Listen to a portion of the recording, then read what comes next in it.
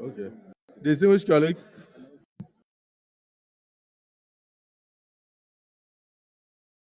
the Senate, in a closed session, deliberated on matters relevant to the workings of the Senate in particular and the National Assembly in general. Is this a true reflection of what transpired in the closed session? Is this a true reflection of what transpired in the closed session?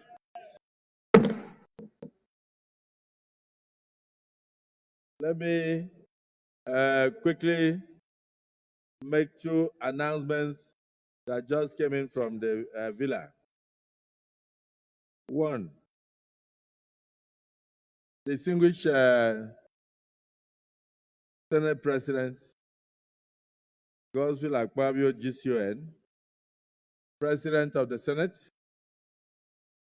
National Assembly Complex, distinguished Senate President, confirmation of appointment of members of the Governing Board of the Code of Conduct Bureau in accordance with the provisions of sections 154, subsection 1, and paragraph 1A and B of part 1 to the test schedule of the Constitution of the Federal Republic of Nigeria 1999 as amended, I am pleased to present for confirmation by the Senate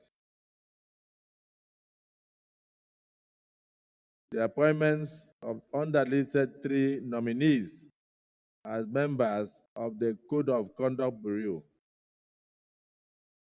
Fatai Ibikunle, these people are representing their zones. Southwest Zone, Mr. Kenneth Ikpeme, South Zone, Justice Ibrahim Buba, Northeast Zone.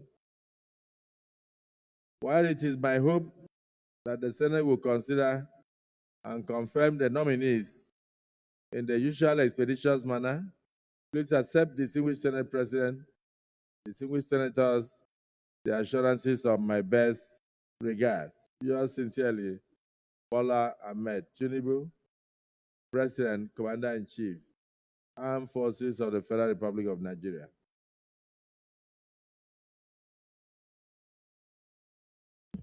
Senator Agadaga. Senator Benson, resume your seat.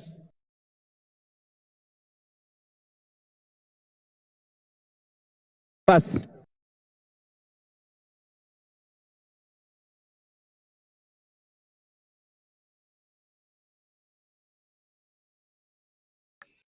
This is referred to the Committee on Special Duties to revert to the Senate within 1 week.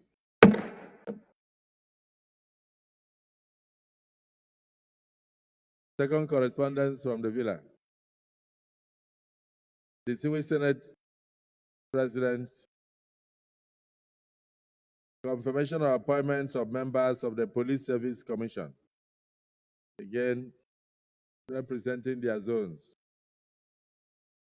In accordance with the provisions of Section 154, subsection 1 of the Constitution of the Federal Republic of Nigeria 1999 as amended, I am pleased to present for confirmation by the Senate the appointments of the underlisted 4 nominees as members of the Police Service Commission. 1. Deputy Inspector General of Police, Buba Ringim, retired member. Honorable Justice Adamu Paul Kalumje, JSC, member. Christine Ladi Dabub, member. Abdul Fattah Mohammed, member. While it is my hope that the Senate will consider and confirm the nominees in the usual expeditious manner, please accept, distinguished Senate President, the assurances of my highest consideration and personal regards. Yours sincerely, Bola Ahmed Tinubu, President, Commander-in-Chief, Armed Forces, Federal Republic of Nigeria. This is referred to the Committee on Police Affairs to revert to the Senate within 1 week.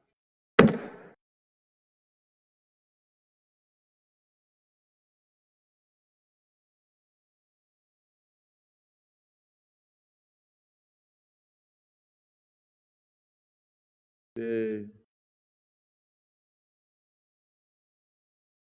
respect of the Code of Conduct screening, it will be handled not by the Committee on Special Duties, but by the committee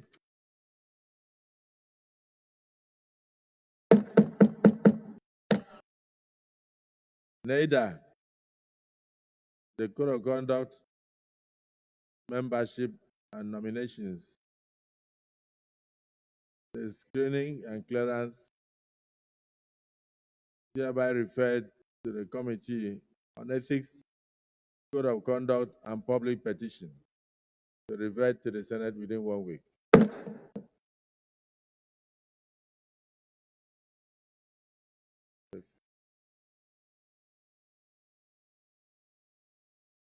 A short announcement on meeting of members of the Northern Senators Forum from Senator Yaradua Abdulaziz Musa happening today in room 301 after the plenary.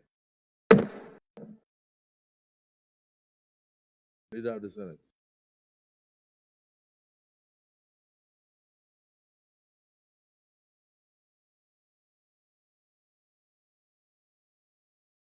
Mr. President, very distinguished senators of the Federal Republic of Nigeria, the first to the fourth order of the day will be the second reading of executive bills standing in my name on tax reforms, SBs 583, 584, 585, and 586.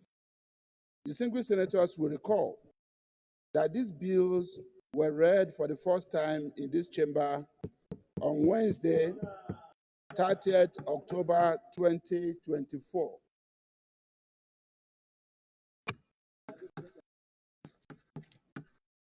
Mr. President, for this purpose, I'm rising to move that these bills be read the second time. And Mr. President and distinguished colleagues, in support of my motion for the reading of this bill for the second time, I stand most respectfully to present the lead debate. Mr. President, very distinguished colleagues, once again, I request that you permit me to lead the debate on the general principles of the Joint Revenue Board of Nigeria Establishment Bill 2024, SB 583, the Nigeria Revenue Service Establishment Bill 2024, SB 58584, the Nigeria Tax Administration Bill 2024, SB 585, and the Nigeria Tax Bill 2024, SB 586. The Nigeria Tax Reforms Bill is a significant move to overhaul the country's tax system. These bills aim to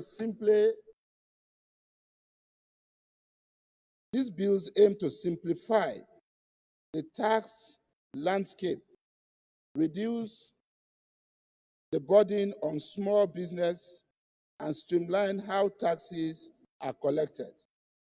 In broad terms, Mr. President and distinguished colleagues, the four bills seek to ensure uniformity in tax revenue administration in Nigeria in accordance with the provisions of the Constitution, eliminate the incidence of double taxation across the country, deploy taxation as a tool to encourage private sector investments in critical industries, and boost individual disposal incomes through targeted tax exemptions as captured in the various bills. In the area of tax exemptions,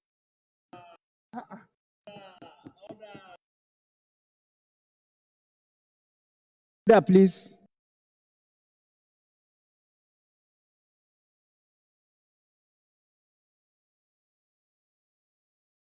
Senator Zangodora, resume your seat. in the area of tax exemptions, there is a proposal to exempt those whose salaries are not more than the minimum wage from the pay as you earn deductions, while small businesses with annual turnover of 50 million naira or less are equally exempted from payment of taxes. Similarly, Mr. President and distinguished colleagues, there is proposed huge reduction in company income tax from the current 30% to 25% by 2026 as part of deliberate attempt to curtail the incidence of double taxation and multiplicity of taxes and levies, multiple taxes hitherto paid by companies under various tax heads, namely 2.5% education tax, 0.25% Naseni tax, have been harmonized into a development levy of 2%, which by the year 2030 will be applied to fund the newly established student loan scheme, which will benefit many Nigerian youths. Furthermore, Mr. President and distinguished colleagues, unlike what is obtainable under the existing tax regime, whereby the federal government takes a lion's share of the value-added tax revenues, it is proposed that the sharing formula should allow state government share 55%. It is proposed that the sharing formula should allow state government share 55% of VAT revenue from the current 15% to 10% sharing formula. However, local government share of the VAT revenue remains unaffected. Relatedly, basic items consumed by Nigerian households, such as food items, medical services, and pharmaceuticals, educational fees, electricity, and etc., are exempted from value-added tax.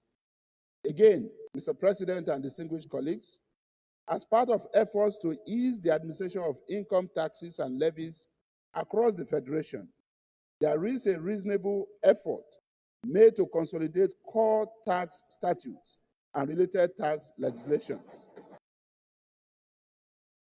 Minority Leader, resume your.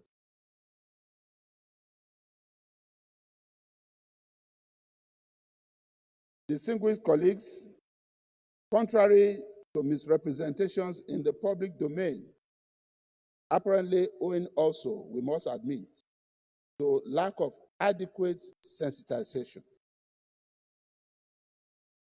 regarding the intendment of the bills under consideration, I wish to state that these bills contain innovative and people-oriented proposals as part of government's deliberate fiscal and tax reform measures to cushion the effect of ongoing broader economic policies, such as the removal of subsidy on petroleum products, renewed efforts to implement cost-reflective electricity tariffs in the power sector, and etc. on Nigerian citizens. Background to the proposed bills. Mr. President and most distinguished senators of the Federal Republic of Nigeria, the Constitution of the Federal Republic of Nigeria 1999 has altered, and a plethora of federal and state enactments, as well as case law, constitute the extant legal framework for tax administration in Nigeria. While the Constitution, as a ground norm, provides for the taxing powers, cum legislative powers of the three tiers of government, there are enactments at the federal and state levels on specific taxes and levies, which the courts have given judicial recognition in the course of exercising its adjudicatory powers under our Constitution. Apart from the corpus of primary, federal, and subnational tax statutes, there are equally other statutes that are not purely tax legislations, but nevertheless impose profound tax obligations on Nigerian citizens and other entities doing business in Nigeria.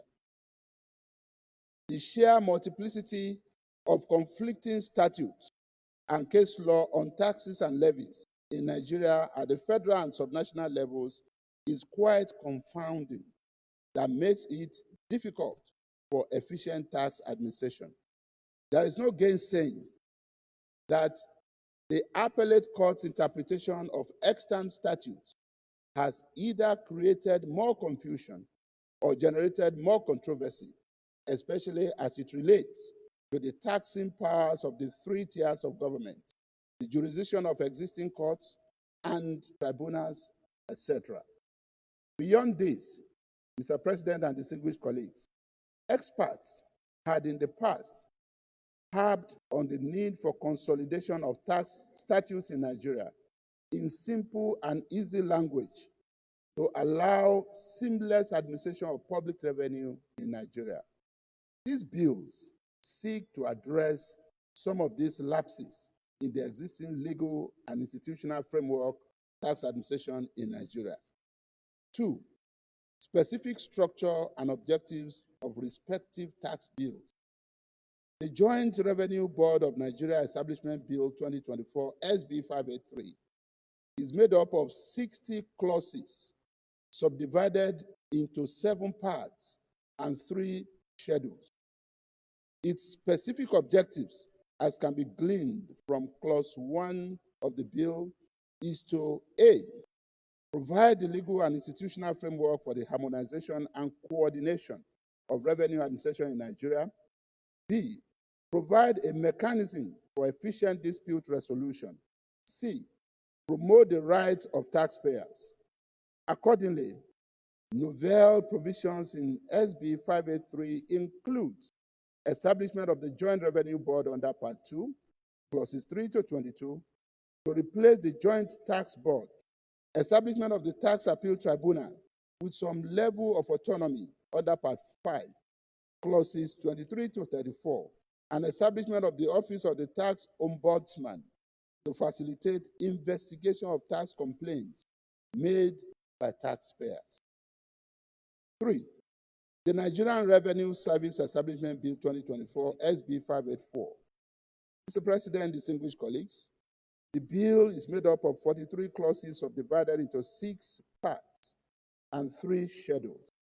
The objective of the bill is to provide for the legal, institutional, and regulatory framework for administration of taxes and revenue under any law made by the National Assembly, and to account for such taxes and revenue collected. Key novel provision is the establishment of the Nigeria Revenue Service with broader powers over revenues accruing to the Federation. The implication is that unlike the FIRS, the NRS will be more involved in collection and administration of all taxes and duties accruing to the Federation, including those in the petroleum sector and those administered currently by other federal government agencies, such as the Nigerian Ports Authority, the NIMASA, and the Nigerian Customs Service, etc. The Nigeria Tax Administration Bill 2024, SB 585, on its own is made up of 144 clauses, subdivided into 5 chapters, with some of the chapters further subdivided into parts as follows. The specific objectives of the bill, as outlined under Clause 1, is to provide for uniform procedures for a consistent and efficient administration of tax laws in order to facilitate tax compliance by taxpayers and optimize tax revenues. Specifically, Mr. President and distinguished colleagues, the bill provides assessment, collection, and accounting for particular taxes and levies by the 3 tiers of government, especially on matters of income tax, capital gains, and etc. There are novel there are novel provisions, including copious provisions that allow for automation in tax collection and integration of technology into tax administration, harmonization of tax offenses and penalties to promote enforcement and compliance, introduction of installment tax payment, model under certain conditions, and introduction of the principle of derivation in the sharing of value-added tax revenue, unlike the current arrangement that relies on the places of VAT remittance, which is usually the headquarters of service and goods suppliers, and not locations across the country where the goods and services are actually consumed. The current arrangement, unlike what is proposed, unduly favors the most industrialized states in Nigeria, to the detriment of states where such goods and services are actually consumed, but are not lucky to host the headquarters of these service and good suppliers. The Nigeria Tax Bill 2024 SB 586. The Nigeria Bill, this bill is essentially a compendium of taxes and levies charged in Nigeria and payable by individuals and companies.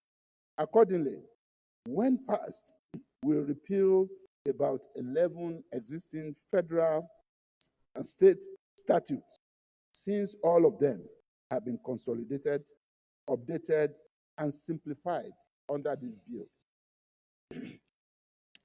The reforms also include a more progressive personal income tax system with reduced rates for low-income earners, for instance, those earning under 800,000 naira, annually payable on personal income tax. Mr. President, very distinguished colleagues, in the considered wisdom of this Senate, following our discussions in the executive session or the closed-door session, it was resolved that, as we promised in plenary yesterday, we will still bring the tax team and experts who came to address us in plenary yesterday back for us to ask them questions. But again, like I said, in the wisdom of the Senate, we feel in bringing them back, they should be brought back actually to the public hearing, where not only senators, but other stakeholders, as well as members of public, will have a chance to ask them questions.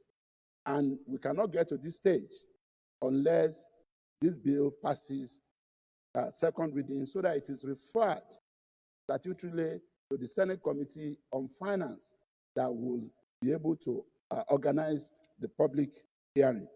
So, Mr. President and distinguished colleagues, these bills will be seen as part of the required legislative intervention to support ongoing fiscal and tax reform measures needed to reposition the Nigerian economy for growth and productivity.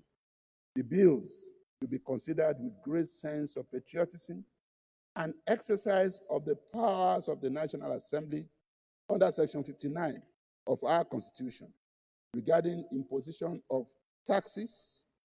I therefore, Mr. President, urge my distinguished colleagues to support this bill for second reading. I so move, Mr. President. Minority Leader. Thank you, Mr. President. Distinguished colleagues, I rise to second this motion on the lead debate on the Nigeria tax reforms bills and the Nigerian Revenue Service Establishment Bill. Mr. President, distinguished colleagues, we have since yesterday exhaustively examined all the aspects of this tax reform bill. And in line with our legislative procedure in making laws, agreed earlier today that these bills be passed for a second reading. so that when it is referred to the appropriate committee, especially at the third reading, all the gray areas and areas of concern by Nigerians and some concerned citizens should be addressed appropriately at that level. And I think at this point that I will urge all my colleagues to support the second reading of this bill so that we pass it to the relevant committees, having exhaustively debated on this matter earlier on today. I shall submit, Mr. President. Distinguished Senator Sani Musa. Thank you, Mr. President. My name is Mohammed Sani Musa, representing Niger East.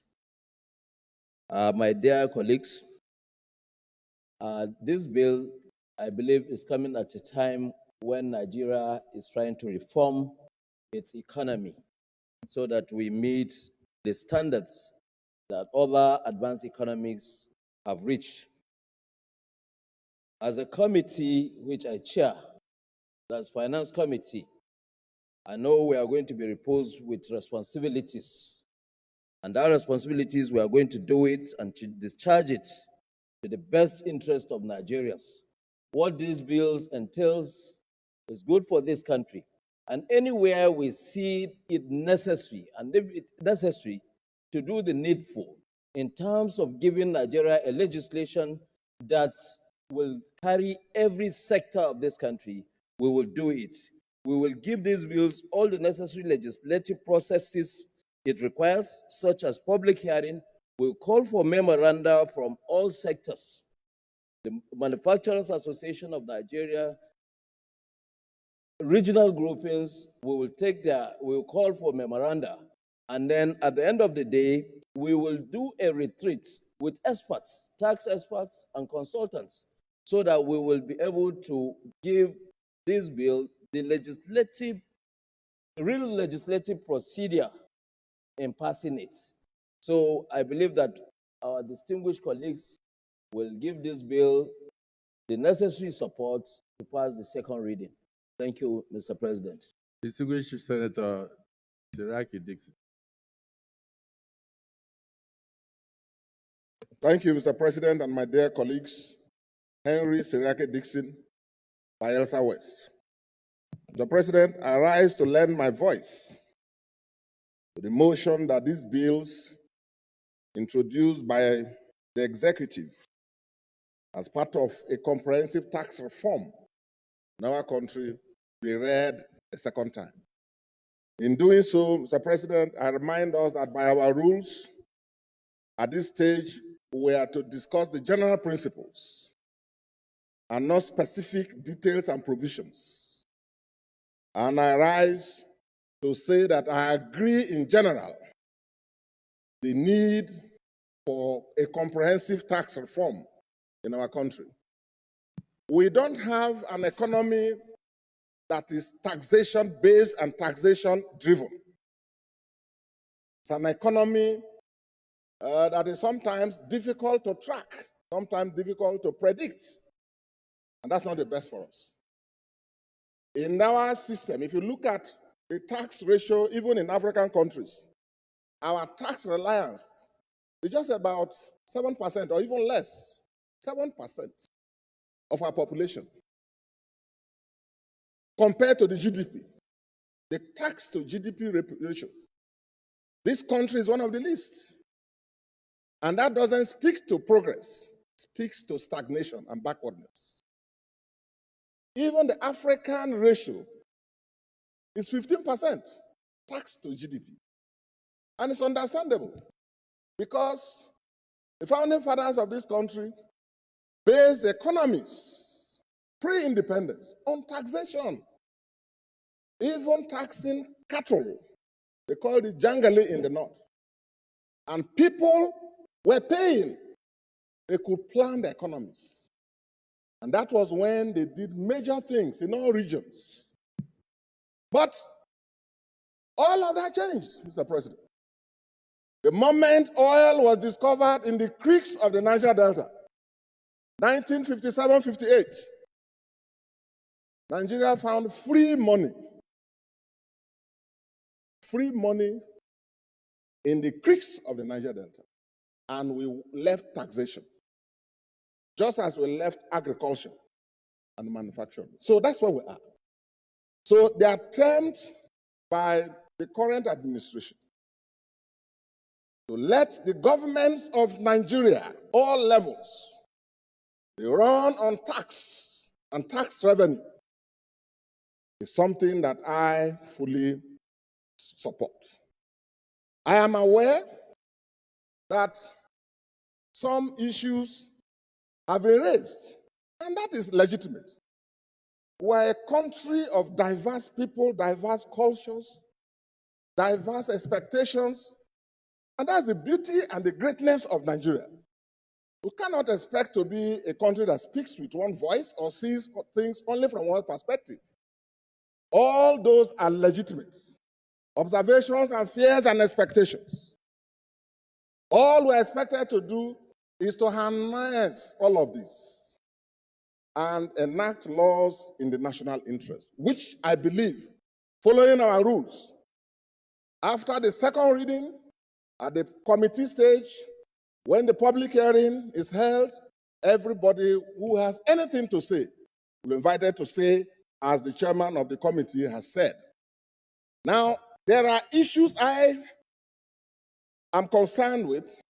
Some of these issues that have been raised are also as a result of insufficient consensus building and consultation prior to the introduction.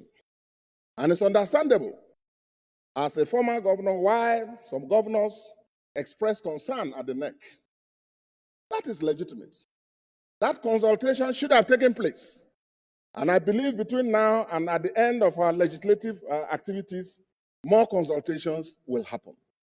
But that does not detract from the essence of the legislations that have been sent to us. For example, there is emphasis on derivation according to taxation.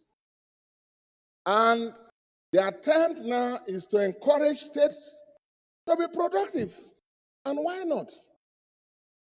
A situation where states will abandon their core responsibility to create an enabling environment, attract investment, promote economic activities, so that that state can boost its revenues. That's a good thing. That's not a bad thing. I am concerned from where I come from the experiences you and I have, where oil workers are flown into oil platforms in Akwa Ibom, in Eket and Ibono, in Akwa Ibom, or flown into Bonny and other areas in River State, or flown into Brass in Bayelsa and in southern Niger area, and in Delta State in Ogola and Foropa, Ogola and Fokadus. We're interested that this is an opportunity for the payee taxes from those oil workers to be calculated and paid to the oil producing states where those activities are generated, as against being calculated and paid to where the head office is located, as has been the case, where the tax is registered. And from the general principles underlying this bill, as I explained yesterday, there is a move and a commitment by the executive to address that issue of revenue derivation, to ensure that payee taxes, even for the oil workers that are flown in and flown out every day out of work or 2 days, be calculated and paid. If that is done, I think that is a good move that should be supported. The other area in VAT, according to derivation, when we get to the committee stage, we'll look at the specific details. But there's nothing wrong in saying that the telephone calls that are made in Bayelsa or Akwa Ibom or Sokoto or Kano, the VAT on those things that are consumed be calculated and paid to those states. And we are told that that is the essence of these bills. And there's nothing wrong about it. Because VAT is a consumption tax. It's not a production tax. Those who are in the states who consume services. The VAT accruing to those should be calculated and paid. So I'm sure when we look at the details, we'll see whether there's enough mechanism to guarantee transparency and accuracy in terms of administration. Those are some of the things we'll fine tune. So, Mr. President, this is a good move. And there is an effort also to reduce the burden of taxation on Nigerians. Corporate taxes by the proposal. You read the bills. There's a proposal to reduce corporate taxes from next year, reducing it from the 30% that it is currently to 27, 25%. So that is a good move. And there's also a move to remove the people at the lowest level in terms of their salaries and so on, to exempt them completely from taxation. These are good things in this bill that should be encouraged. Mr. President, it is for these and other reasons, and principally as a federalist, which I've been all my adult life, I see these bills as a move towards entrenching fiscal federalism in Nigeria, which I fully support. So, Mr. President, I use this opportunity to call on all my colleagues to agree that these bills, all four of them, should be passed for second reading to enable our committee and the experts and the general public engage in accordance with our rules. Thank you. There's one that you did not mention. If you are traveling from Lagos, no, please sit down. If you are traveling from Lagos to Akwa Ibom, all the local government people, the tax collectors will run from the bush and block your car. And then they will ask you whether you have tire permit, whether you have exhaust permit, and they will mention that this is Onyangwe local government of Edo. As soon as you pass there, you get towards Onitsha, they will block you again and ask you for the same thing. And then they will show them, they will say, no, that one you paid for Edo, we are talking about Anambra. You move from there, you get to Ihiala. They will say, stop. What of the one for Abia? So multiplicity. In fact, it frightens you to move on the road in Nigeria because of local government taxes. And if you don't have money in your pocket, your car will be kept there for at least 10 hours. So if the bills or any section will also address these issues of multiplicity of taxes, I think it's something that we should all look at. And I also want to remind us that we are discussing the general principles of the bills. The specifics will be looked into whenever we go for the public hearing. We'll get the experts, we'll get the traditional institution, we'll get our governors and all other stakeholders concerned to make their inputs. We will not pass anything here that will not be in the best interest of Nigerians. We believe strongly that what is good for Nigeria is what we will do. And we should at this stage even say, let's go for the second reading so that we can subject it to legislative processes. Who do I call so that I won't put any question until I hear from Senator Ndume.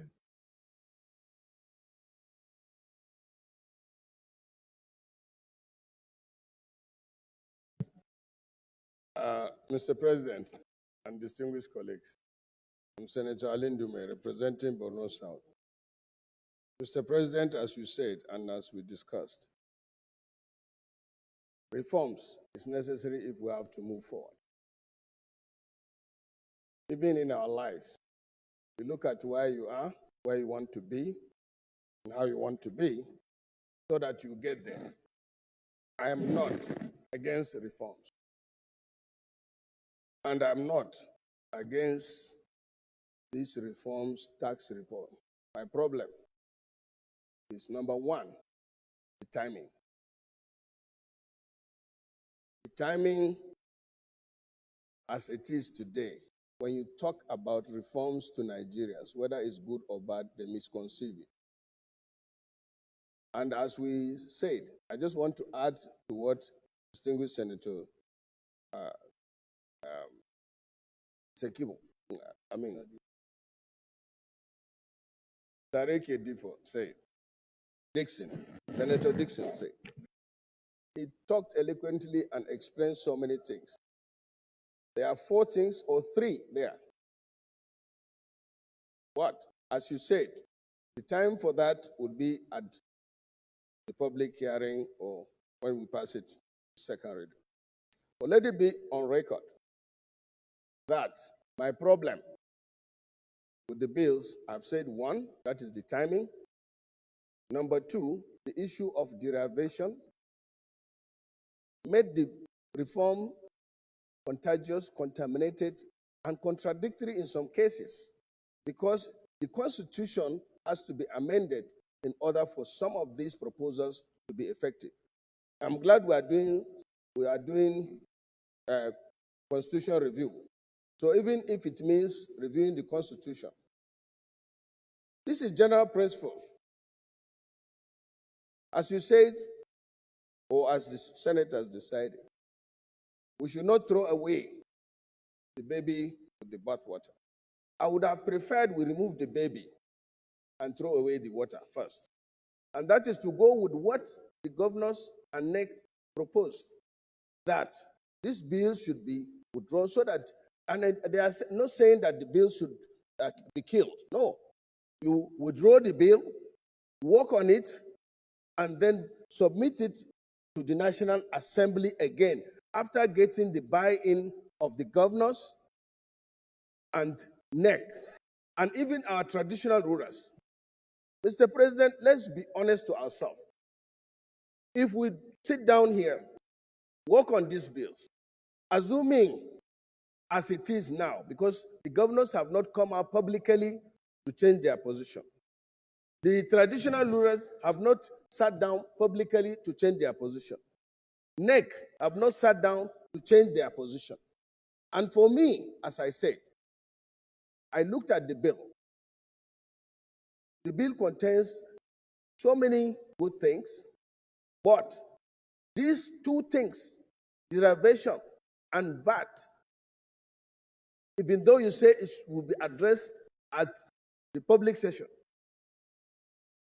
it's not something that many of us will agree to it.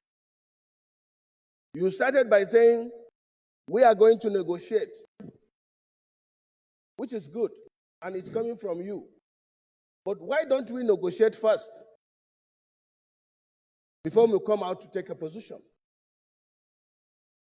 The tax, something that looks attractive, may not necessarily be that.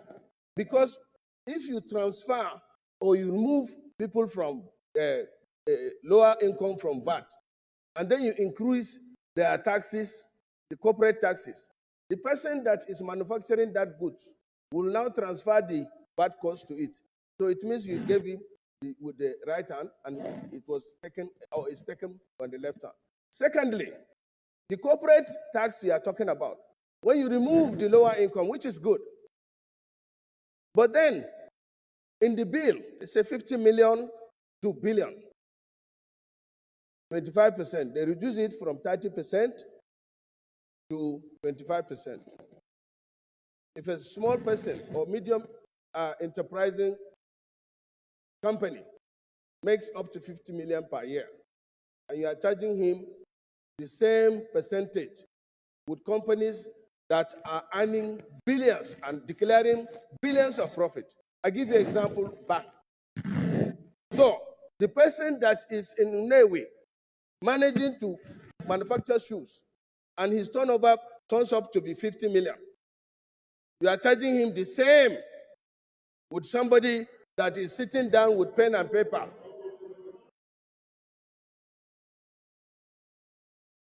Read it, and you see.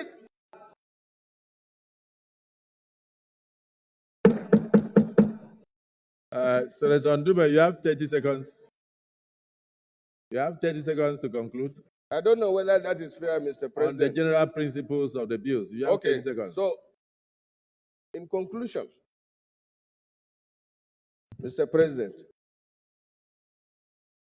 the third problem I mentioned, if the people, through the governors, and then the NEC and the traditional rulers say that the bill should be withdrawn, make some necessary amendments, and then bring it back, and we can pass it in 24 hours. That is my position, Mr. President. Noted. Distinguished Senator Mongodo.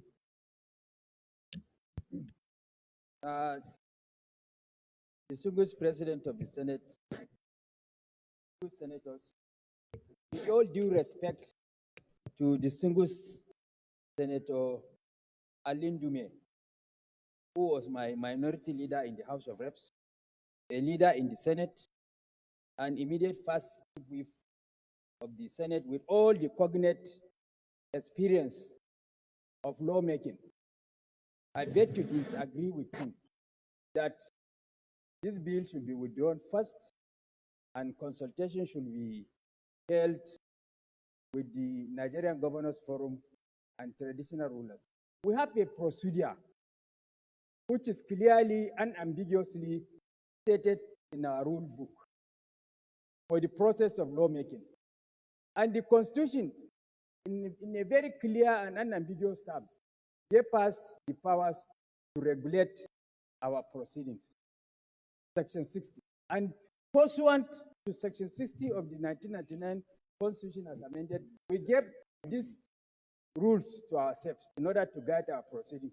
And then the process of lawmaking is very clear and ambiguous as per this book, that second reading, it will be now transmitted to the committee for public hearing. In the course of the public hearing, Nigerians of all walks of life, of all groups, will come and aggregate, including the governors and traditional rulers, are free to come and ventilate their opinion. And Governors Forum. Yes, that's why, including the Governors Forum and traditional rulers, are free to come and ventilate their opinion as to the pros and the cons of the bill before the public hearing, so that our committee will now look at the various submissions, aggregate it, and then bring it for clause by clause consideration. So this procedure that Senator Ndume, with all this due respect, has suggested is foreign to process of legislative exercise, and therefore is purely academic and should not be considered. But not rhetoric. Not rhetoric. It's an academic exercise, not worthy of legislative consideration. Okay. It's an academic exercise not worthy of legislative consideration. So, Mr. President, having said that, my contribution on the general principles of the bill is that this bill, as it is proposed, I am particularly on the issue of reducing the tax burden on Nigerians, removing VAT on food, medicals, education, pharmaceuticals, and electricity were exempted from VAT. So this bill is novel, it's pro-people, because it's trying to reduce the tax burden on Nigerians, so that it is the big earners that are going to be taxed for the purpose of. Then with regard to the issue of pay, people that are not earning more than the minimum wage are also exempted from pay-as-you-earn tax. This will also go a long way in reducing the tax burden on Nigerians. And then with regard to the issue of company income tax that was reduced from 30 to 25%, it's equally good, because that will give an opportunity for the companies to employ more Nigerians and what have you. So on that general principle, Mr. President, distinguished senators, I support that this bill should go for second reading. Distinguished colleagues, Is it the view of the Senate that these bills be allowed to go for the second reading? Those in support say aye. Those against say nay. The ayes have it. These bills are now referred to the Committee on Finance to revert to the Senate in 6 weeks. The Chairman Finance, the bills will go now into second reading. Before the clerk does so, I want you to note what your colleagues have said, that all the concerned groups in the country must be invited to the public hearing. The Governors Forum, the traditional institution, the CSOs, the NGOs, and all concerned Nigerians. So that at the end, before it comes back here, for us to do further consideration clause by clause, Nigerians would have had the opportunity of making input and then deleting some sections, including some, reducing some of the provisions and adding some, and then at the end you bring them back for our consideration. So the clerk of the Senate. Mr. President, distinguished senators, I bill for an act to establish the Joint Revenue Board, the Tax Appeal Tribunal, and the Office of the Tax Ombud for the harmonization, coordination, and settlement of disputes arising from revenue administration in Nigeria and for other related matters 2024, SB 583, second reading. Mr. President, distinguished senators, a bill for an act to repeal the Federal Inland Revenue Service Establishment Act number 13, 2007, and enact the Nigeria Revenue Service Establishment Act to establish the Nigerian Revenue Service, charged with the powers of assessment, collection of, and accounting for revenue accruement to the government of the Federation, and for related matters 2024, 584, second reading. Mr. President, distinguished senators, a bill for an act to provide for the assessment, collection of, and accounting for revenue accruing to the Federation, federal, state, and local governments, prescribe the powers and function of tax authorities, and for related matters 2024, HB 585, second reading. Mr. President, distinguished senators, a bill for an act to repeal certain acts on taxation and consolidate the legal frameworks relating to taxation and enact the Nigeria Tax Act to provide for taxation of income, transactions, and instruments, and for related matters 2024 SB 586, second reading. Distinguished colleagues, a bill for an act to establish the Joint Revenue Board, the Tax Appeal Tribunal, and the Office of the Tax Ombudsman for the harmonization, coordination, and settlement of disputes arising from the revenue administration in Nigeria and for related matters 2024. Second reading taken. Distinguished colleagues, a bill for an act to establish the Joint Revenue Board, the Tax Appeal Tribunal, and the Office of the Tax Ombudsman for the harmonization, coordination, and settlement of disputes arising from revenue administration in Nigeria and for related matters 2024. Second reading taken and now referred to the Committee on Finance for further consideration.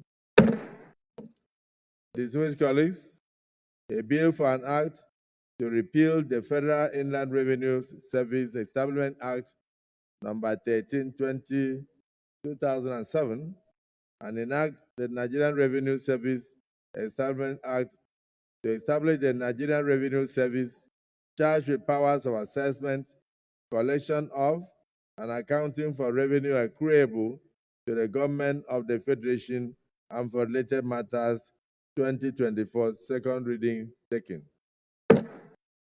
Distinguished colleagues, a bill for an act to provide for the assessment, collection of, and accounting for revenue accruing to the Federation accounts, states and local governments, prescribe the powers and functions of tax authorities, and for related matters 2024, second reading taken.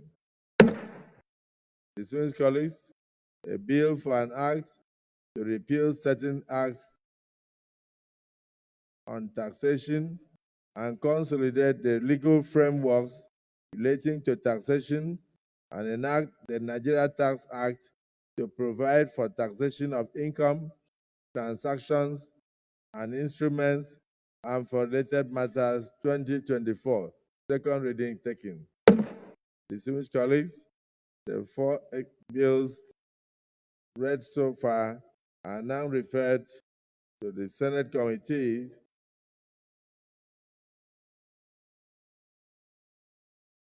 on finance,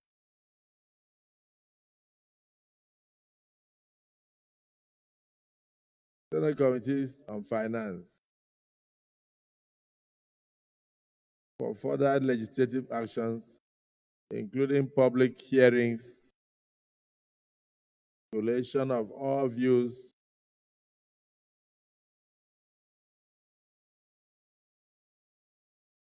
opinions,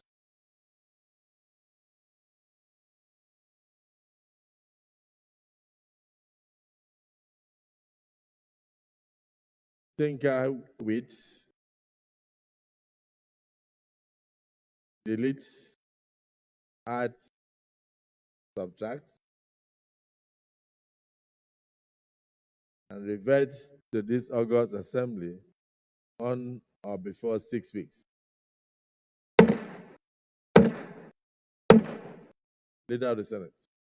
Let me thank my colleagues for this, for the considerations of these executive bills, and also thank all those who contributed, particularly the fact that even though we have not gone into specifics, some of my colleagues were able to bring out certain good aspects of the bills and also certain contentious issues in the bills. And to let the public know that the process of lawmaking is not about presenting a bill and then withdrawing it to go and consult with the public before coming back to the Senate. The process of lawmaking is referring the bill to the public for public hearing and then consultation before bringing back to the Senate for passage into law. As a matter of fact, this is just the beginning of the journey of these bills. The public is now invited. Even those who came yesterday to give us lectures are going to be part of those in the public hearing. Then all the ministers involved will be part of those at the public hearing. The governors will be part of those. The governors do not make laws. Therefore, the governors forum cannot make laws in the neck. They will come to the National Assembly and be part of the public hearing. And at the end, their views will be consolidated, taking into account before the bills are now brought back in a report by the Senate Committee on Finance for our further consideration, clause by clause.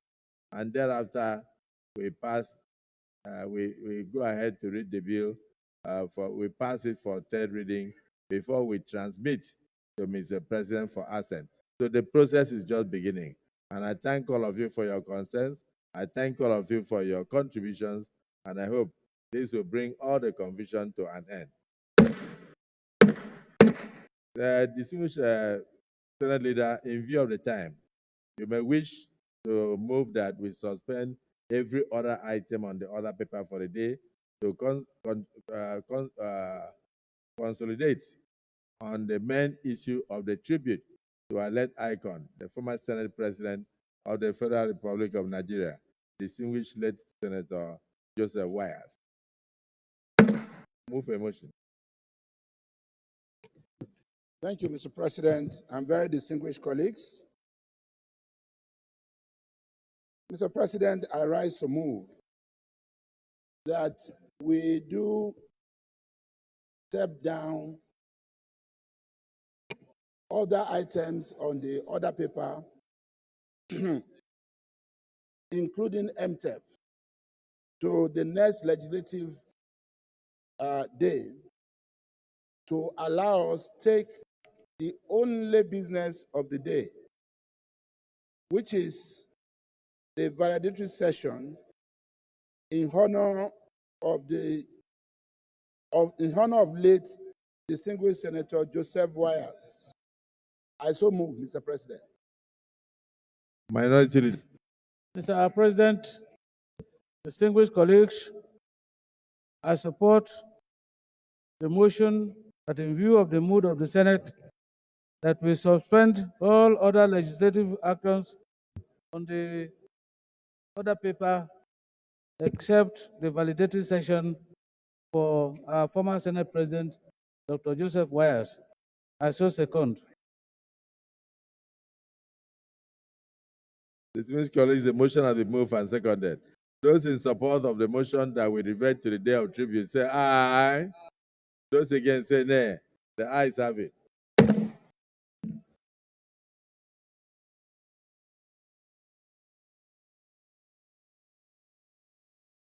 Leader of the Senate, the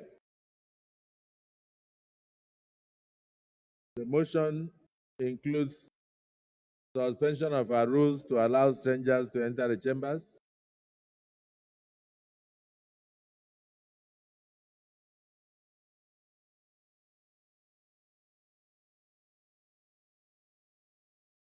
Mr. President, very distinguished colleagues,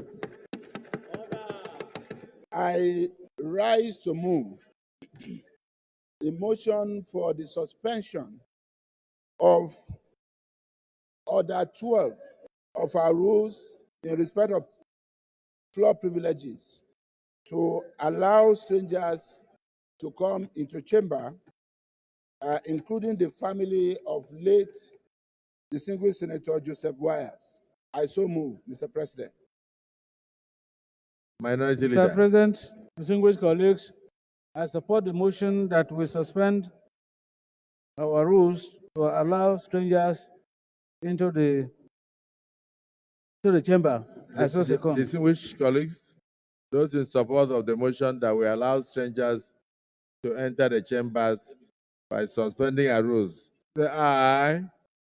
Those against say nay. The ayes have it.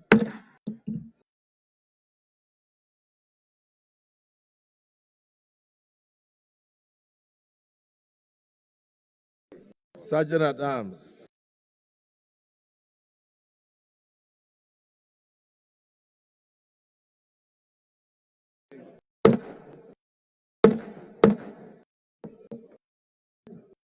Distinguished colleagues, let me first apologize to members of the late icon, Dr. Joseph Wayas, who had to wait for us to handle some urgent national matters before being brought into the chambers. And to say that we are delighted that you were able to make it here to bring him to where he presided over for years when many of us were still at the political, when we were still obtaining political tutelage. So the Deputy Senate President. Order, please. We are in a solemn session. Order, please. We are in a solemn session.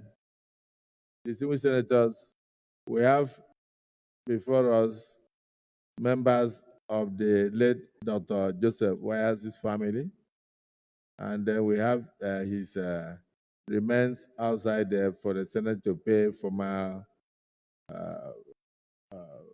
formal respect. Many have already gone to pay their respect, and many of them are already outside now paying their respect. Leader of the Senate, you may wish to commence the day of tribute. Distinguished, Mr. President, very distinguished senators, and of Sorry, course, just before you go further, let me recognize our colleague, distinguished Senator Leah Moke, distinguished Senator, former governor, former this, former that. We are long time no see. You're welcome, but God continue to keep you for us.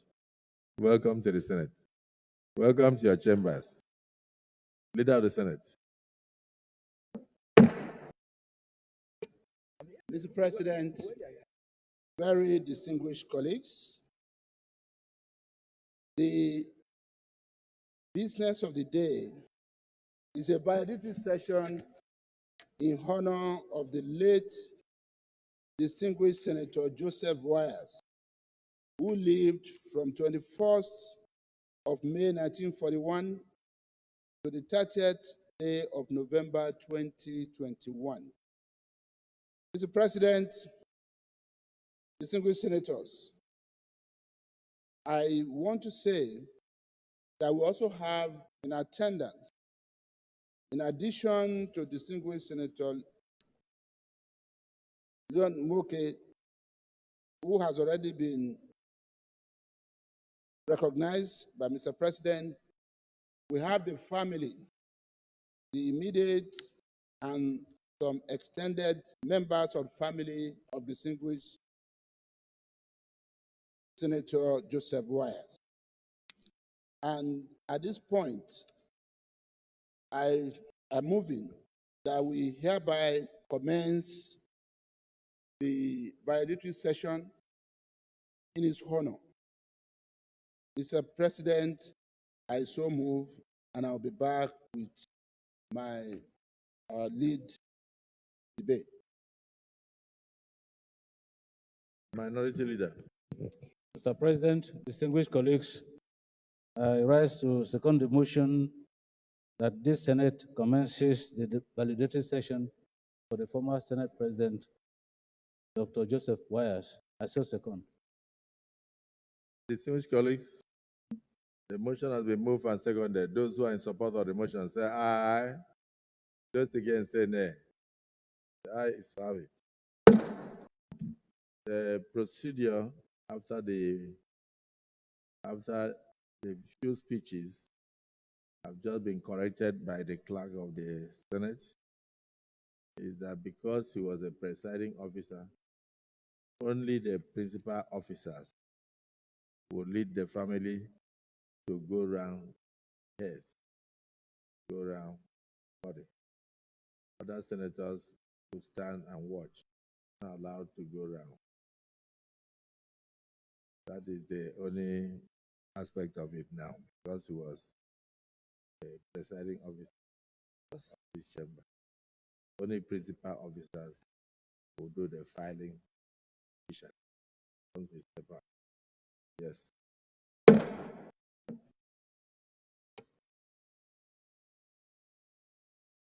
Mr. President, very distinguished senators of the Federal Republic of Nigeria, the Senate notes with sadness, but in total submission to the will of God Almighty, the demise of His Excellency Senator Joseph Wayas, former president of the Nigerian Senate in the Second Republic, who died on Tuesday, 30th November 2021, at the age of 80.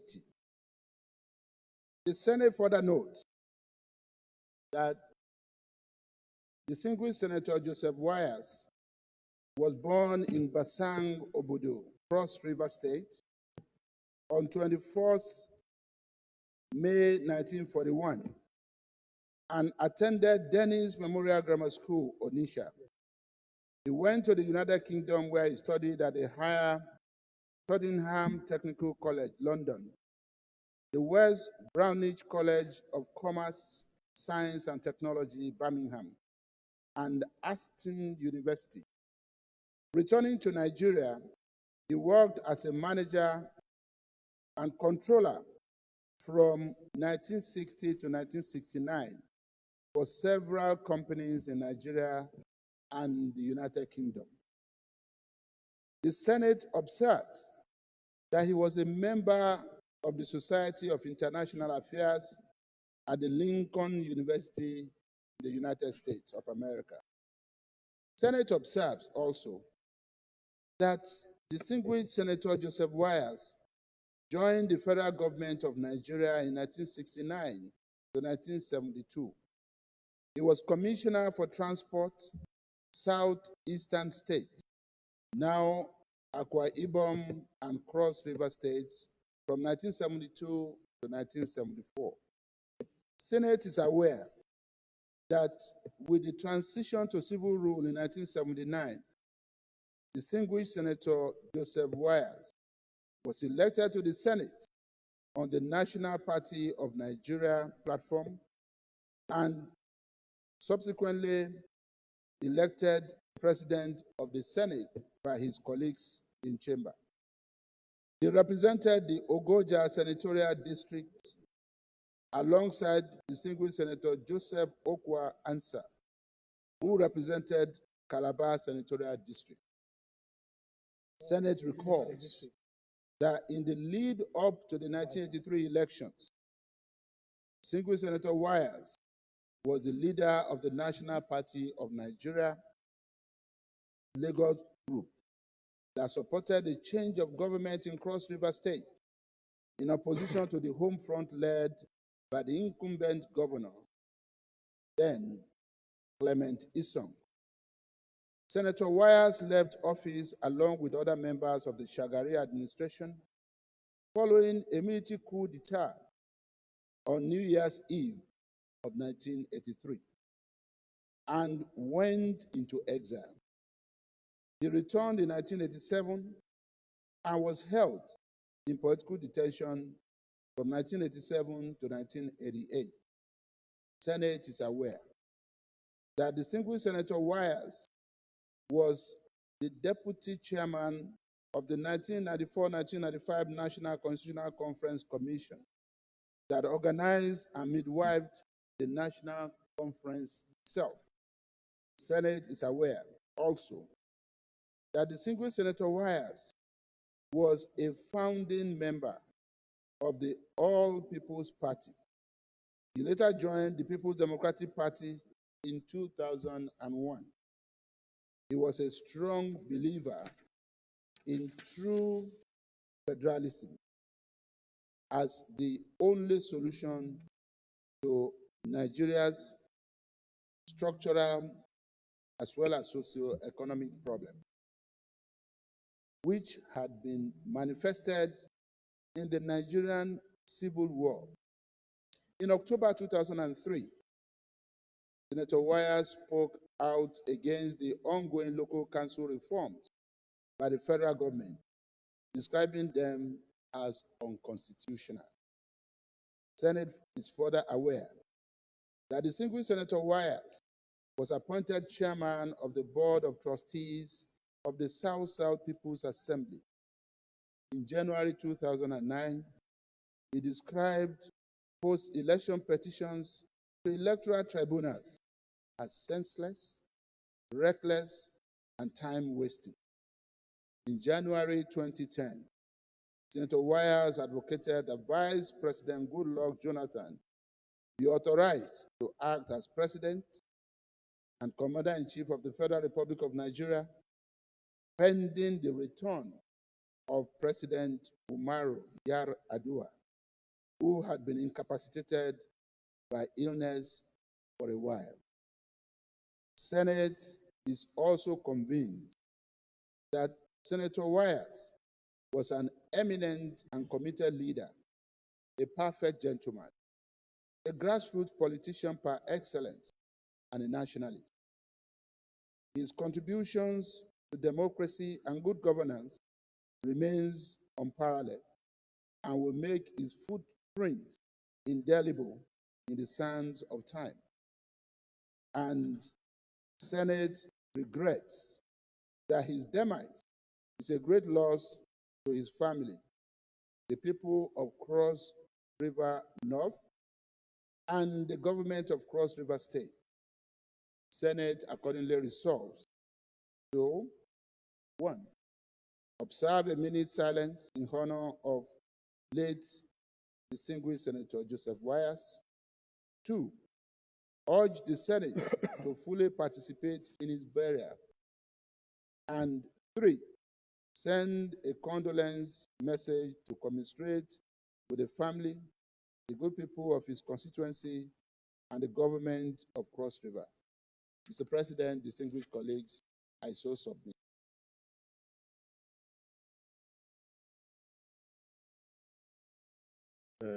Let me start from maybe hearing from one or two people before myself and the Deputy Senate President will speak. Distinguished Senator Dixon.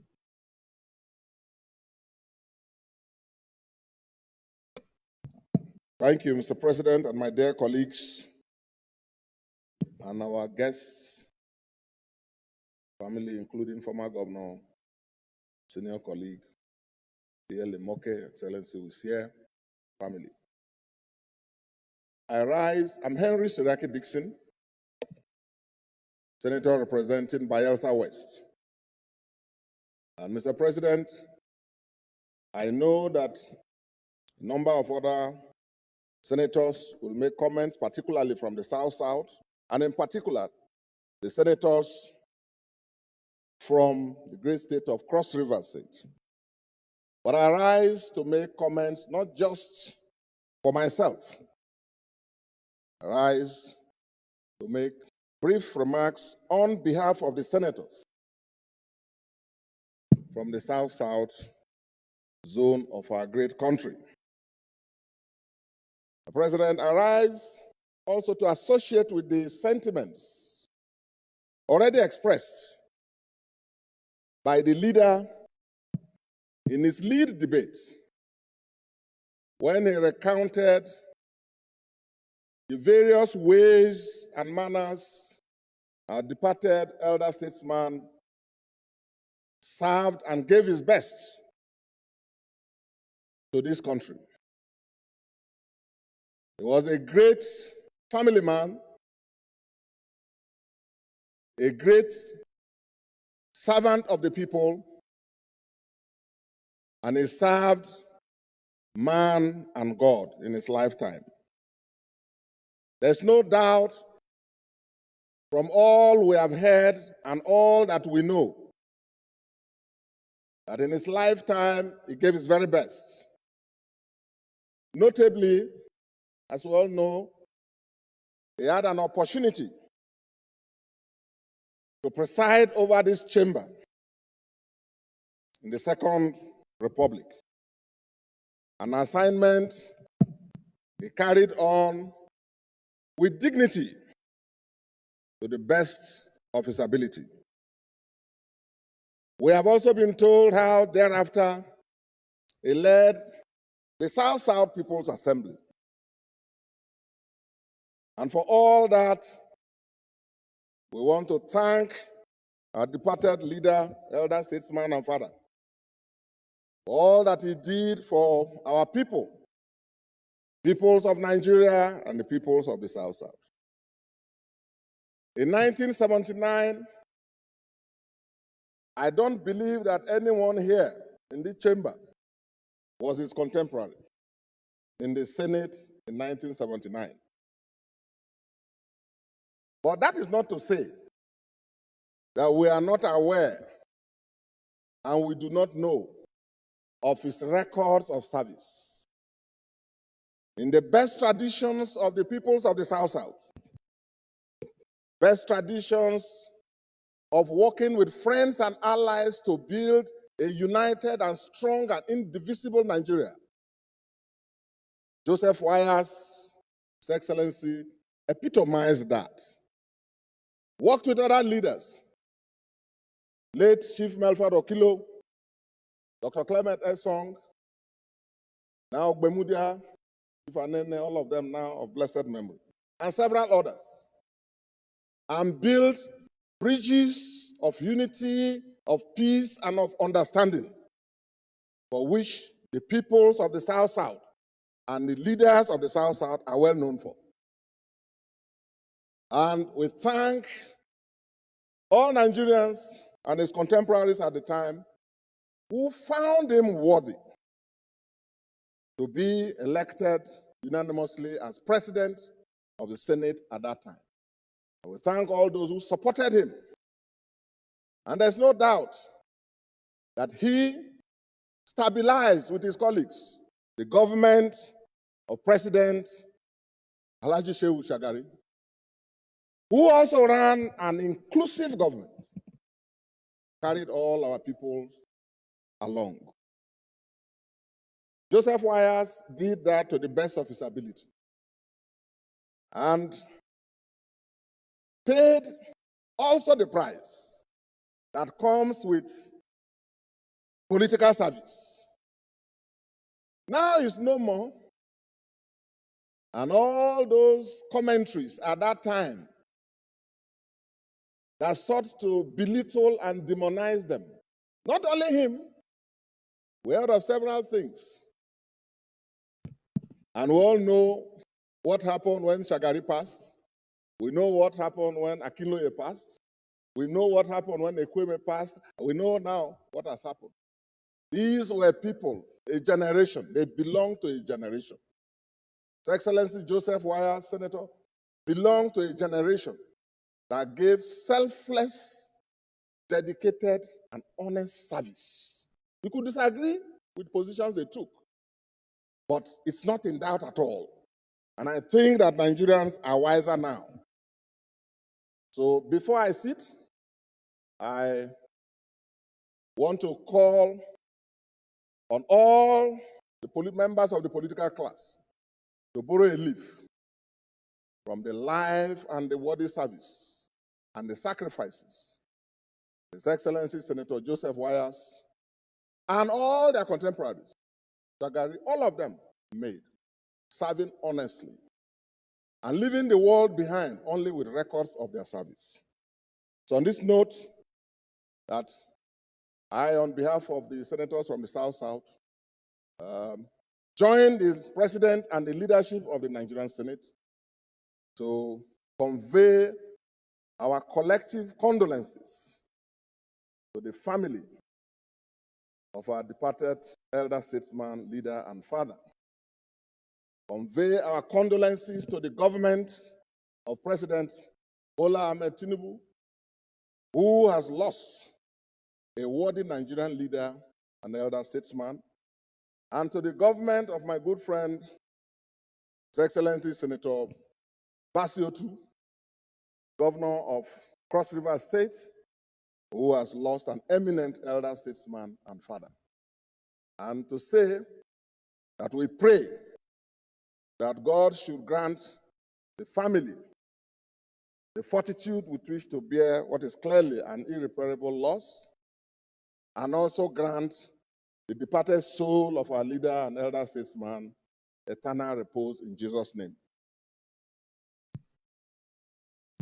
The floor is yielded to Senator Jarigwe Agam Jarigwe, the senator representing the central zone of the late President of the Senate, Senator Joseph Wayas. But before then, let me recognize members of the House of Representatives that are here to witness this session. You are welcome to the Senate. Senator Jarigwe, you have the floor. Mr. President, distinguished colleagues, the wife of the late former Senate President, Dr. Joseph Wayas, the children, my former governor, Senator Leah Limoke, members of the House of Reps here, I rise to pay my tribute to the late former Senate President. Dr. Joseph Wayas was a statesman in his own class, a class of his own. At home, he was a homeboy with the people. The people believed in him. He was always sure of the next elections because he rendered service to his people and he knew his people would stand by him. In Cross River State, he remains a legend amongst politicians. I don't think the generations after him have been able to break his record. The records are there for all to see. In Nigeria, he was a nationalist, personified. Because he was a nationalist, he decided to speak all the major languages, very fluent in Yoruba, Hausa, and Igbo. He was a philanthropist in all ramifications. People that benefited from him and attest to it. As presiding officer in this red chamber, he espoused stoic principles that enabled him to preside over the Senate without controversy. Today, we pay tributes to him and we emulate his virtues. And we pray that his soul reposes in the bosom of the Lord. I want to use this opportunity to thank the government of Cross River State for doing us the honor of honoring our own with a state funeral. I want to implore the family, the wife, to be strong. He has left a legacy that transcends his generation, and we should learn from that and uphold his virtues moving forward. Thank you very much, and may the soul of Dr. Joseph Wayas rest in perfect. Senator Asuko Ekpanyo, the floor is yielded to you.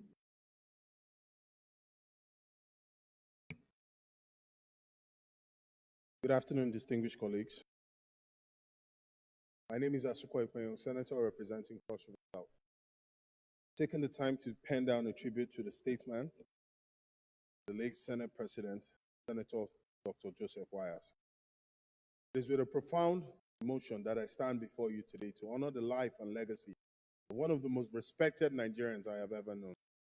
While his passing leaves an irreplaceable void, it also fills me with immense pride to pay tribute to a man whose life was a testament of service, courage, and statesmanship, Senator Dr. Joseph Wayas. Though his tenure as the president of the Nigerian Senate from 1979 to 1983 occurred before my time, his impact continues to inspire those of us who walk in his footsteps.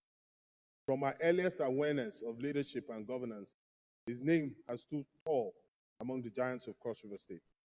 Dr. Wayas's political journey was marked by an uncommon dexterity and profound wisdom. His emergence as Senate President in 1979 in the infancy of the Nigerian Second Republic was no small feat, and I have a deep appreciation for the complexity and delicate balancing of the interests that must have had to be made in attaining such a position. One of his most enduring legacies lies in his pivotal role in the development of the 1979 Constitution. This document laid the groundwork for the democratic governance we continue to build upon today. His advocacy for legislative independence remains a cornerstone of our democracy, underscoring the vital role of the legislature as a check on executive powers. Beyond his legislative achievements, Dr. Wayas was a proud son of Cross River State, championing the development of our region and uplifting the voices of his people. Today, as I humbly represent the Southern Senatorial District of Cross River State, I am acutely aware that I stand on the shoulders of giants like him. The sacrifices he made, often in turbulent and uncertain times, paved the way for those of us who now carry the torch of service. To his beloved family, I offer my deepest condolences. I pray that the Almighty God will continue to comfort you and strengthen you during this difficult time. Take solace in the fact that your patriarch lived a life of immense significance, a life that taught countless many others and helped shape the course of our nation's history. May his soul rest in perfect peace, and may his legacy continue to inspire us all to strive for a better, more united, and prosperous Nigeria. Thank you, Mr. President. Let me call on distinguished Senator Ethan William, former Speaker across River State House of Assembly. The floor is to you. Thank you very much, Mr. President. My name is Senator Ethan Williams. I represent Cross River Central. Before I continue, Dr. Joseph Wayas represented Ogoja Central District, made up of the present Cross River Central and Cross River North. So he represented me, represented my people. Mr. President, Dr. Wayas, as is fondly called in Cross River, Joe, is a household name.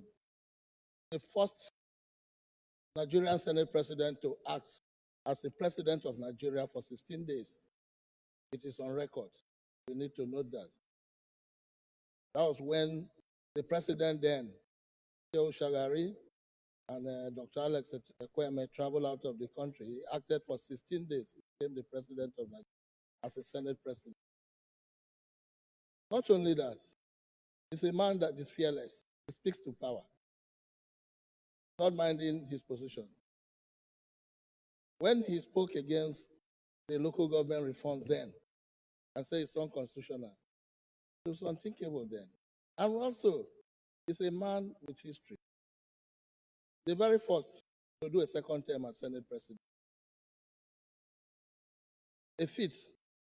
Only, I think, David Mark that has tried, but Joseph Wayas, the great Cross Riverian, the way, as it's fondly called in Cross River, did it first. This is a man with style, with a white hair somewhere, that if he moves class. Was able to control the house. Joe was not just only the Senate President, he's a man being loved by everybody.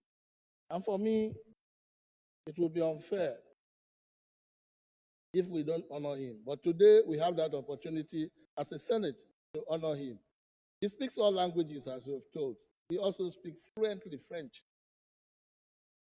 A true Nigerian, a detribalized Nigerian. A man who believes in zoning, the principle of zoning, and plays a role that equity is only when you give opportunity to all the zones in leadership. And that's today we are all benefiting from. So I use this opportunity to say thank you, the Senate, for honoring our own. Thank you, our family in Cross River State, for coming to say farewell to our great hero. I will not fail to thank my former governor, a man that brought me to politics, who is here, clearly Moke, my father. Thank you so much for being here. And I use this opportunity to say again, thank you for producing somebody like me and making me to be a part in what we are experiencing today. And for my colleagues, even in the House of Assembly that are also here today as House of Reps, I say welcome to this chamber. Thank you so much. For the senators, you're welcome to Cross River State today. Thank you. Thank you, Senator Ethan William. Federal Senator, I am no longer Speaker of the River State, Cross River State House of Assembly, right? You work for the entire country now. Let me now call on Senator Oji Uzo Kalu, the former governor of Abia State. You have the floor, but we are going to allocate you only 2 minutes because others want to speak. Thank you, Mr. President. I want to use this opportunity to welcome Senator Leo Imoke, my in-law, family of Dr. Joseph Wayas. I think the closest person in this room that know Dr. Joseph Wayas is apart from the family. And the family knows why. Because where I live in Adeleke Adedoyi, Victoria Island, my house is in between Dr. Abi's house, and the next was Dr. Joseph Wayas. So every evening, I used to sit with this humble and well-cherished man, a man that was humble from his mother's womb, and a man that can give all he has to anybody. I met this man in 1990 when he started staying in Adeleke. And one evening, one of former Nigerian president, still a president, came in my house, and Dr. Joseph Wayas came. And he said, "Are you the one living here?" I said, "Yes, sir." Because then he was living in front, and Dr. Mike Adeduga was living opposite him, the same Adeleke Adedoyi, and David Mark, actually. So we started being friends. Every morning he said, "Young man, please sit down, let us eat." I go to his house to eat breakfast. I go to his house on Saturdays. A man that will be reflected to be a Nigerian per excellence. A man that served this nation with all humility. A man that gives everything he has or he was having to anybody that he likes. I want to condole the family because these things happen. I usually don't celebrate the death. Once people die, my own father, when he died, we buried him the same day. We don't even talk about going to celebrate anybody because death comes and it goes. But it has happened. He was a statesman. For a man to die and be brought to these hallowed chambers means that he has served his constituency and the nation. Mr. President, this is a man that if we start talking about, we cannot finish this tomorrow morning.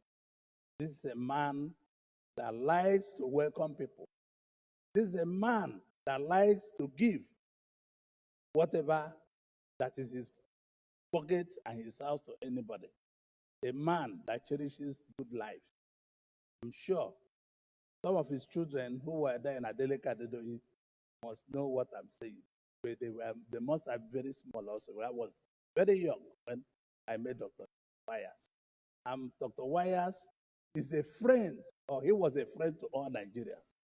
He was a friend to the MPN because I used to remember him when they used to come to Aba. He was very small during Jagare. When they come on campaign, all my family were MPN. And I know that is the most loved by the president. But President Shagari was very often, very eager to speak to him whenever they sleep in Aba for 2-3 days for campaign. He was a man that loves cross Riverians, and he gave his life for them. According to the stories he told me, that he worked for the state, he worked for Akwa Ibomers, he worked for everybody, and he worked for the South, and he worked for the Southern Nigeria. He speaks Igbo so fluently. He was speaking Igbo so fluently with me that I cannot even think that a man is not from Onitsha, unless when he says, "Oh, Cross River," that we know is from Cross River. So I want to urge my colleagues to join us in celebrating this man. This should not be mourning. There's nothing like mourning because very accomplished man. He accomplished what life should be. He's celebrating this man while he's on the ground, on the grave, that God will give his family the mind to bear the loss of his life. Mr. President, I want to thank you for this opportunity. I feel, although it's supposed, when anybody who dies is the will of God, I feel like crying, but I can't because we will not cry for the death. It's gone and it's gone. God will take his mind through Christ our Lord.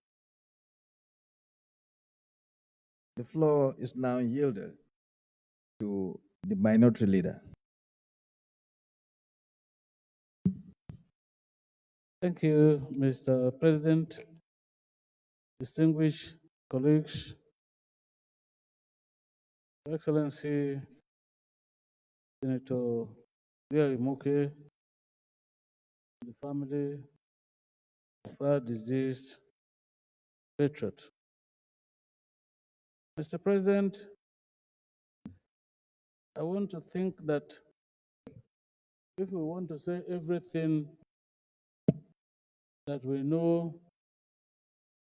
about our departed father, uncle, husband, friend,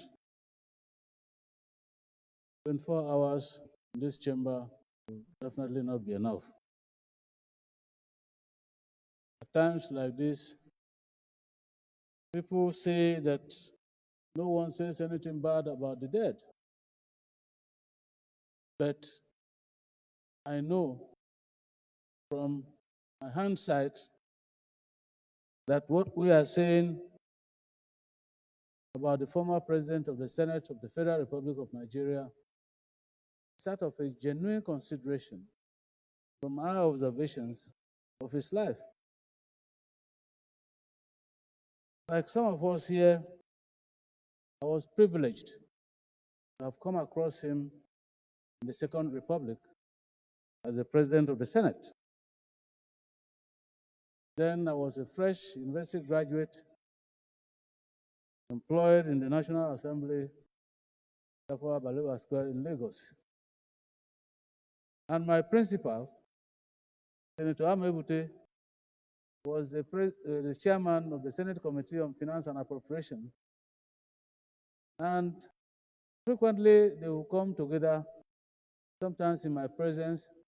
And on one particular occasion, Senator Amebute asked our patriot, who is in the diaspora?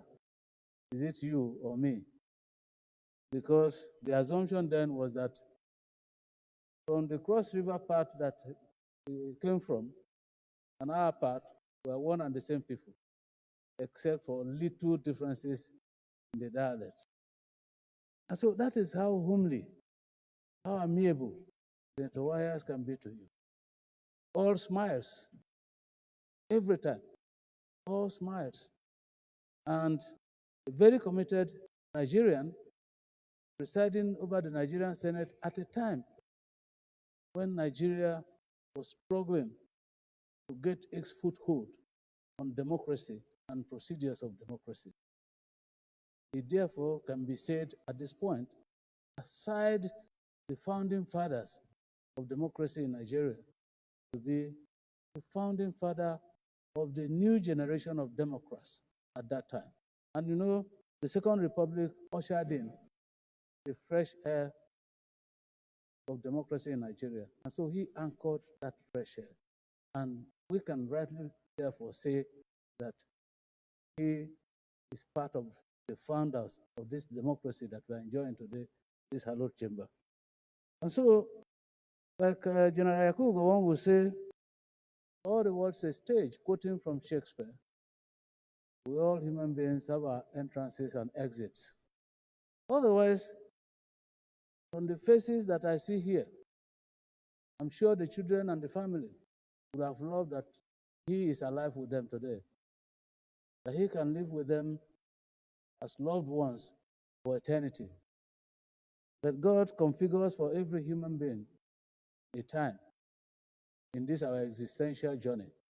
And so this time is the time for the exit of our revered leader. And I want to urge the family, take solace in the fact that the man has lived a very eventful life, he has lived a very impactful life, and he has affected the sensibilities of virtually all Nigerians up to this stage. And therefore, the only thing that can be done to leave his legacy is to walk the ways that he had walked, that all Nigerians respect till tomorrow. May God console you. Senator Salisu Shwaib Afolabi, you have the floor. Thank you, Mr. President, distinguished colleagues. My name is Shoaib Afolabi Salisu. I represent Ogun Central Senatorial District. And with the leave of the Senate leader, I will also speak as the Secretary of Southwest Senators Caucus.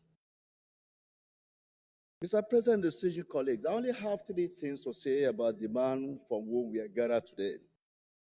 And I will start with a regret that I never had the opportunity. Can you hold a minute? Leader, will you please move a motion for the extension of time?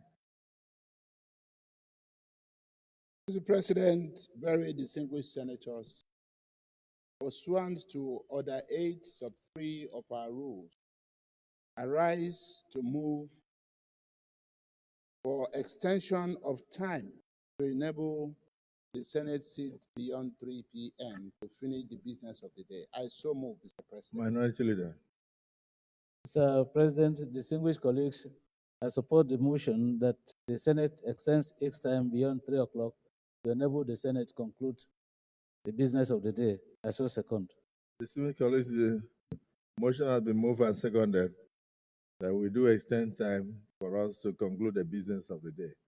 Those in support of the motion has moved, say aye. Those against, say nay. The ayes have it. Yes, Deputy Senate President. Mr. President, my distinguished colleagues. Oh, sorry, he has the floor. Did you conclude?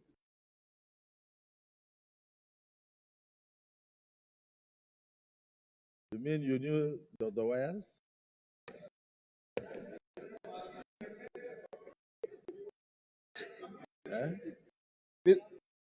Mr. President, distinguished colleagues. Were you born